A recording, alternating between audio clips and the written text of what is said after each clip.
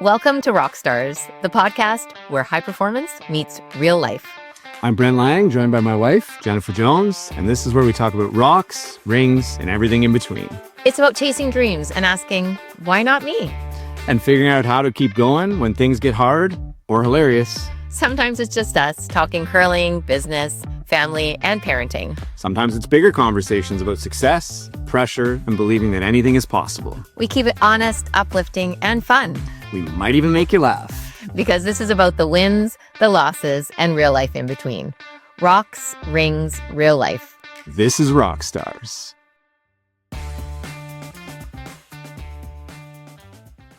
Welcome back to Rockstars, Rocks, Rings, and Real Life, the podcast where a couple of dream chasers open up about chasing big goals, living in the moment, navigating life's highs and lows, and figuring out what comes next together. I'm Olympic champion Jennifer Jones, and as always, I'm joined by my husband and Olympian, Brent Lang.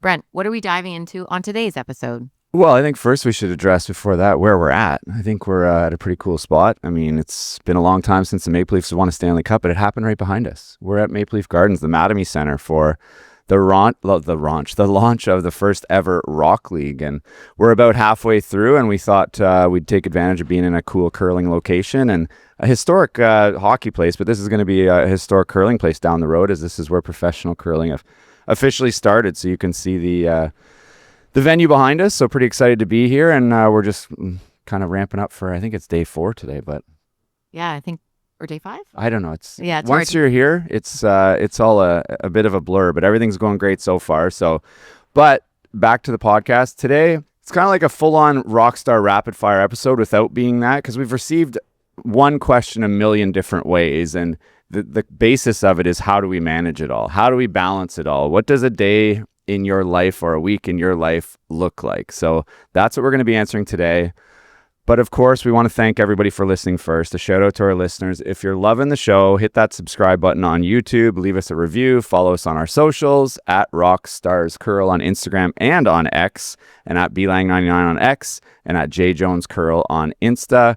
We are really enjoying doing this so far, so hopefully somebody's liking it. I mean, we do get some likes and some good comments. So when we try to get to the comments, we'll try and continue to do that. But come at us with questions, comments, Rockstar rapid fire questions, and of course, topics you want to hear us talk about. So keep all of that coming. So now back to the question at hand, Jen. How do we do it all in quotations? And first of all, do we even do it all? Yeah, I guess that is a question. I think we do everything that we want to do. So I think that's all. Well, I would hope that's how we, right? Organize our life. What is all? And for us, it's about spending family time, obviously doing the things that we loved, trying to find jobs and things outside of. Well, I don't want a job, do I? Well, just work in I know general what you mean. that we love to do. So I think we do it all. We do have family time. We spend a lot of time with our kids. We love watching them do what they love to do in their activities. And then we get to be involved in curling, which is another passion of ours. And then we have our own business. We have the Weedman Mosquito Hero franchise, and we get to be involved in that as entrepreneurs. We love to travel. So I think we do it all. I think that's fair. I would never say we do everything we want to do. There's always more things that come up. And I would say, and I've said this on an earlier podcast, that our calendar, our schedule is congruent with our goals. I mean, we do a lot right now so that it allows us to do the things that we want to do from time to time. And eventually, we're getting to the point where we're starting to look at retirement. Not right now. I mean, I don't like that word. Okay, so we're starting to look at the point where we have total freedom of time. How about that? I still feel like I'm in my 30s. That's fine. It's not an age, it's a number. It's not one of the other things I've learned in financial education is retirement is not a number of age. It's a number of kind of net worth, where you get to decide what you do every day you wake up. And that's what I'm saying we're thinking about. What does that look like? How long is that going to take? It's going to take longer than we thought. We spent a lot of time curling, it turns out. And until now, it didn't really pay very well. And even now, I mean, they're getting paid, but it's just getting started. So yeah, I would say we do a lot. I think I'm not sure that efficient is the right word. Our calendar is pretty full. But with that in mind, what does a regular day look like, Jen? Run us through, because our day-to-day at home is a lot different than our day-to-day at an event like this, where it feels selfish to say, but here there's really one focus. And yes, you do a great job of keeping up with the kids and everything else at home. I can only focus on one thing at a time. So when I'm here, my focus is on the commentating or, the event or curling or whatever it happens to be. But what does a regular day at home look like? And I know you're the rock, you're the organized one in terms of I have to ask you every day, hey, what do the girls do today now? Or what's our schedule today? Or where am I Sometimes going? you drive them to the wrong location. It's happened twice in the last couple of weeks. Yeah. Not like the wrong city, just like gymnastics instead of dance. And they think it's hilarious. So maybe I'm doing it for entertainment purposes. You're not. Like, How do you know? You're not even there. If I'm driving, that means you're not there. So you can't hide behind that. We'll see. But so when we're not on the road, I guess when we are on the road, my mom would do all of this. But yeah, we drive our kids to school. It's too far to walk and there's no bus. So we drive them every day to school. So we get up around 6:30, get their lunches, which is not my favorite. So Brent actually usually I hate lunches. When you're home, yes, you pack all the lunches. We get them ready. We get out the door. We try to leave around like 7:30, Closer to 7:45. Yeah, closer to 8 usually. And so they're in school all day. And then so after I usually drop them off. So after I drop them off, then I come home and I work from home and I try to get as much done. But I have to say, the school day is just not long enough. No, it's not. And especially now that we're getting into spring and Weedman's going and Mosquito Hero's starting up, we've luckily have a great staff there that helps out, but I don't drive them to school much anymore because I go to the office and make sure things are going. But no, the school day is not long enough to get everything that you want to get done. And I think any parent that's listening knows that. I mean, a lot of places we drop them off by 8:20, and then you have to be back there by 3:30. Well, that's sometimes depending they have on their stuff activities. Yeah, it depends on activities, and they can stay after school for some certain activities and stuff. But typically, we would pick them up. They usually have to be at dance or gymnastics for 4 or 4:30. So we either pick them up at 3:30 or closer to 4 o'clock. And then every day, Monday, Tuesday, Wednesday, Thursday, they have an activity after school. They're in competitive dance and competitive gymnastics, so it keeps us busy. They're at their dance or their gymnastics. So usually we'll drop off one and then go in, whether we have to drop somebody else off somewhere else or figure it out. So we always have to bring snacks, dinner when we pick up from school or we hit the drive-through. There's a lot of food on the fly. There's a lot of takeout food and different ways to manage it. Become a restaurant. It's everything. It's a restaurant. It's a games room. It's a nap room, a change room. Yeah, the kids learned how to get changed from their school uniform to their gymnastics or their dance. And that's why they love Dad's truck. The F-150 is a winner in this case. And if Ford's listening, we should probably be sponsored by Ford F-150 because they think it's great. It is a full-on change room in that back seat. Oh, yeah. And they have they even bring blankets and a pillow so they can, if they want to have a rest, keep that in the back. And we have it down to a science, actually. It really is. I would hope that science is more organized, but we have it figured out so that it works for us. And then they have activities really till a lot of nights, 8:30. And then we get home and try and give them a snack if they're still hungry. And they got some homework to do, and that's kind of their responsibility. And by the time they're ready for bed, I'm ready for bed. Usually I'm ready for bed before they want to go to bed. But yeah, with the homework, they'll either do it in the car on the way there, or if they have a break in their activity, they try to do their homework. Or when we get home, and Skyla is a snack monster. So every time we get home, she wants to have a snack. So we have to do that usually around 9 o'clock at night. And then they do their homework, they go to bed. And that would be a typical kind of weekday for us. So it's Friday nights are a night that we don't have anything as a family. So we typically try to do something family oriented on Friday, whether that is cottage in the summer. Well, cottage for sure in the summer. Movie night. Our family loves family movie night. The kids will make a snack tray. We get blankets and we kind of all get together on the floor or on the couch. I feel like family movie nights got a bit out of control in terms of I don't have any votes of what we watch, and it's not always a Jason Statham action movie. That's for sure. It's never a Jason Statham action movie. Okay, that's what I'm getting at. It's usually, a rom-com. Yeah, the kids, Skyla actually, she doesn't love cartoon movies. She finds most of them scary. They always have a scary part. So she loves a good rom-com, always has a happy ending. We watch a lot of, around Christmas, the holidays, we watch a lot of those Christmas movies. What's the one right now that Bella loves that I'm so excited to watch that show? She doesn't love, it's Exo Kitty. She doesn't love it, but it's just kind of she loves like A Summer I Turned Pretty and My Life with the Walter Boys. We're waiting for those to come out. That's I'm like waiting you're with bated breath. yeah, I cannot wait.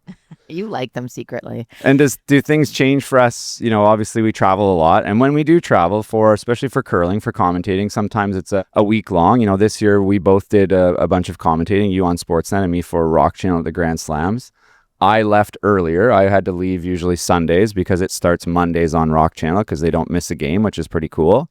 And then you usually have to start, you have to start by Thursday, so you usually fly in on Wednesday. Does anything change as we're getting ready other than we're pumping up Grandma Carol, saying you're the best. Thanks for doing this. Without you, we can't do any of this. And good luck. Yeah, I think we always try to spend some family time before we leave, and so like our weekends, there's more activities on Saturday and Sunday, but that's usually in the morning. So we'll try to the weekend before really try to kind of spend some time together, make sure that they're all caught up on their school.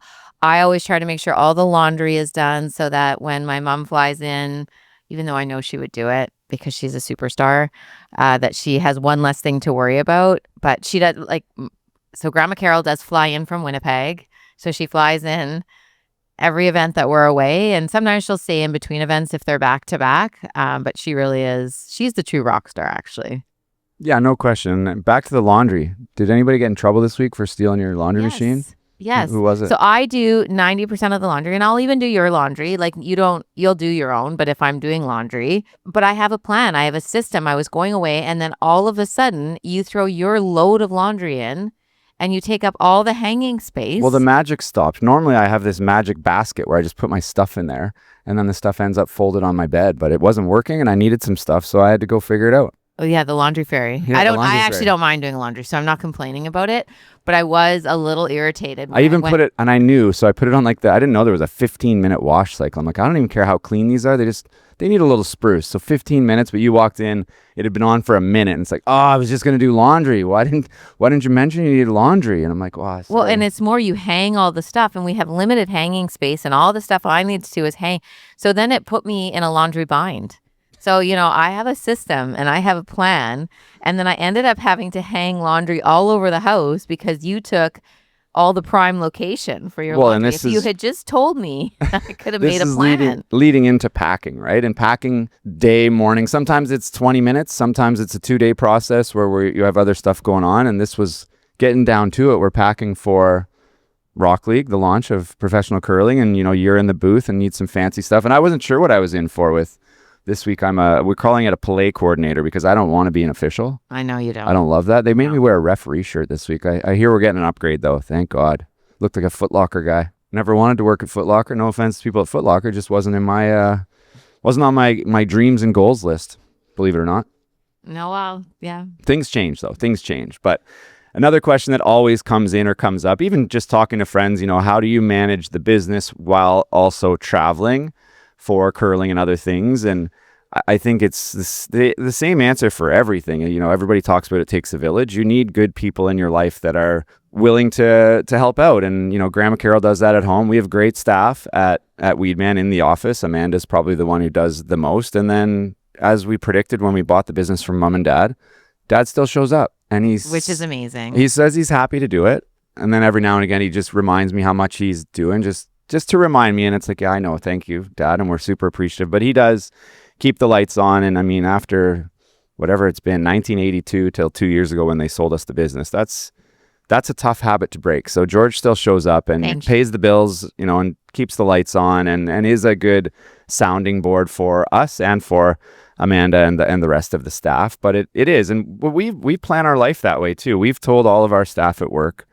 when we came in that our main goal was to make ourselves obsolete, train you so well, give you all of the, decision-making authority that you need so that you don't need us, especially day to day. And that's what we've been building towards ever since. And that requires a whole bunch of really good systems and training. And we have an awesome support staff from head office as well, where if we're not there and Amanda has questions, she knows I don't know the answer to a lot of the system questions, that we have experts for that. I don't want to learn things where there's already people we have instant access to. So it's it takes a village, and that includes. We also do work a lot on the road. Like depending on when we're on air or what other obligations we have, we'll either work before, during, or not during, sorry, before, While we're on air, I do sometimes. in between, or after.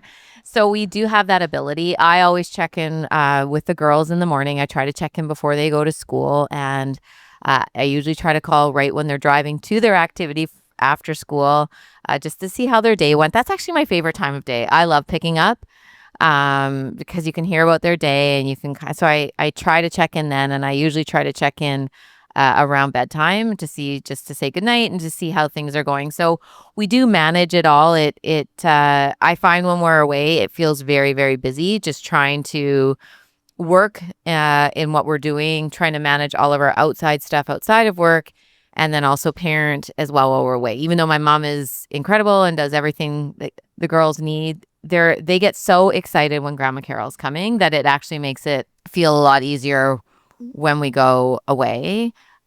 She does always bring them a little something when she comes. That helps. Which does Bribery help. goes a long way in our house with the girls, for sure. And you talk about calling home, and you do it more often than I do. I'm more of texts, and I get a lot of Instagram messages and funny reels from both girls.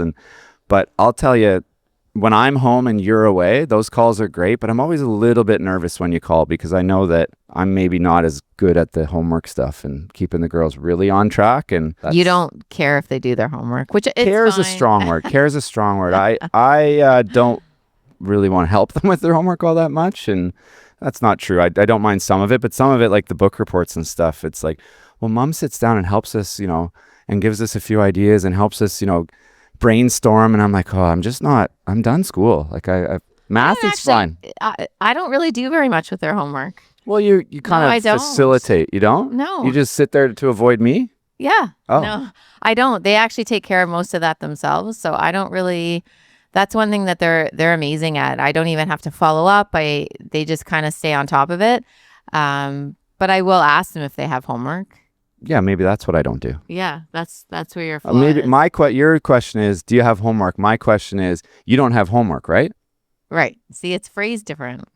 So I think there's a lot of it. It is busier when we're away for sure. But then when you're at home, you're more into it, and it's just your full attention on everything you have to do. But we kind of do the same things from here as we would do at home, minus the driving, which is a lot. The driving is a lot. Driving's a lot.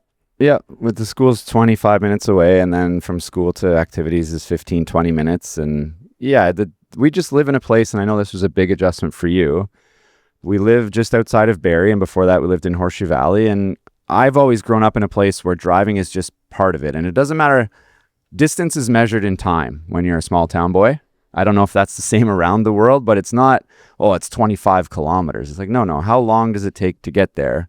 And we drive, I think, farther than you're used to in Winnipeg, but I can tell you, it doesn't take any longer. Everything in Winnipeg was 20, 25 minutes too. It could be 5 kilometers. It takes you 25 minutes at certain times of the day.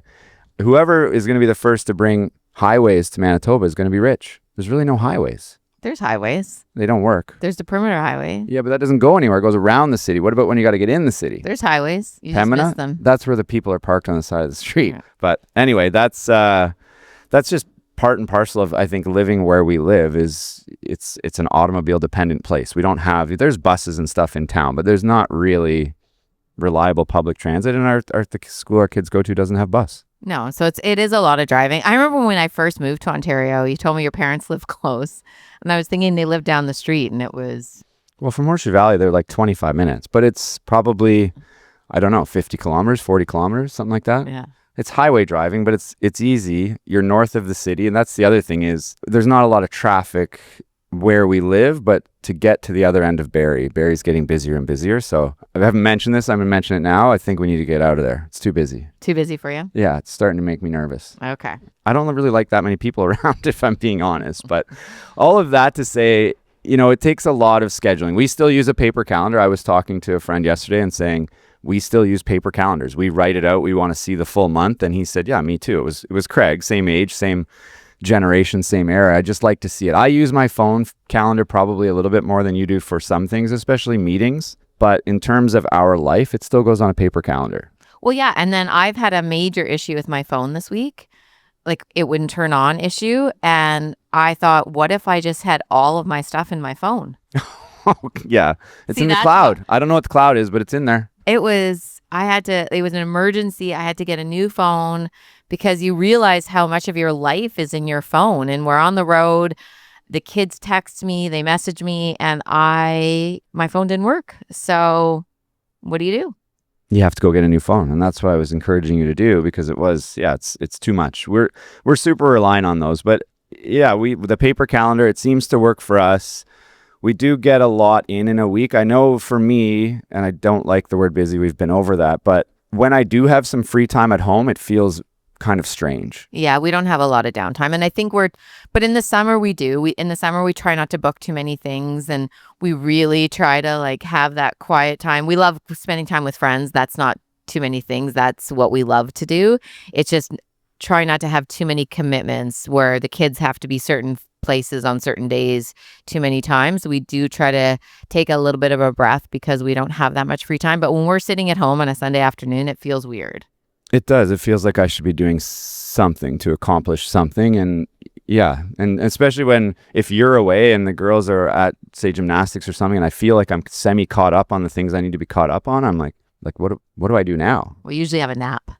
I don't nap at home very often. Oh, I don't know. I think we Well, disagree. You might fall asleep, not on purpose. That's at night. That's different. That's not a nap. That's bedtime. But no, it's kind of strange. But I think, and it's not chaos. I guess at times it feels like it's a little bit of chaos. But the next question that we often get is, would you change it if you could? Never.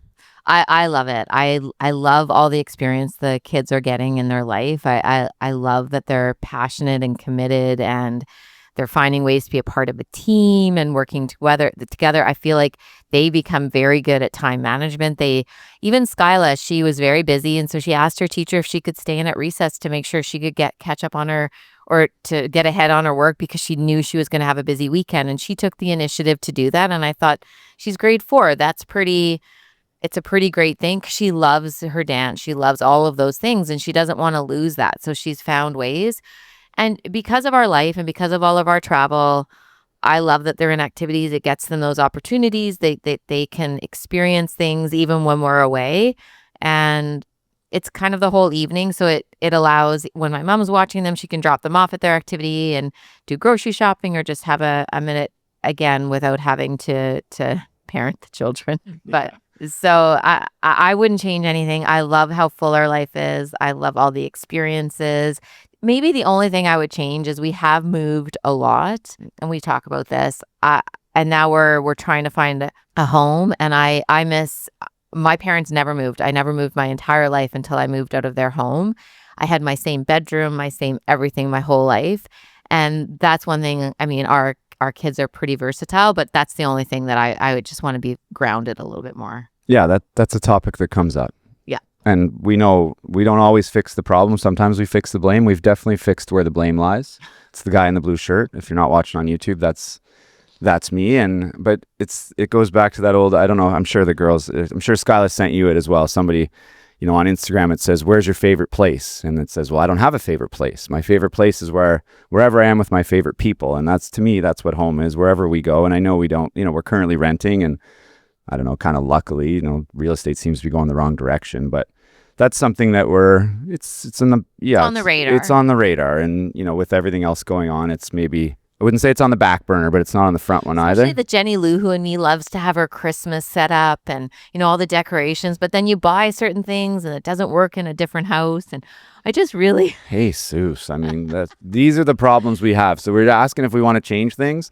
These are the big problems we deal with. That's the only thing. Other than that, I wouldn't change a thing. And yeah, I'm with my favorite people. And our kids always talk about our next adventure, and they feel like they've lived the best life. So how can you really want to change that? And I personally love watching them do their activities. I know you do too. And just watching them shine, it's fun. So that is kind of our life. And you come here, and we didn't actually mean to do this podcast in the arena, but we had no Wi-Fi in the hotel. So we had to, adjust. And I think that's really what we've learned with our life, and the decisions that we've made is you have to make decisions on the fly. You have to be flexible. You have to be willing to evolve and to change.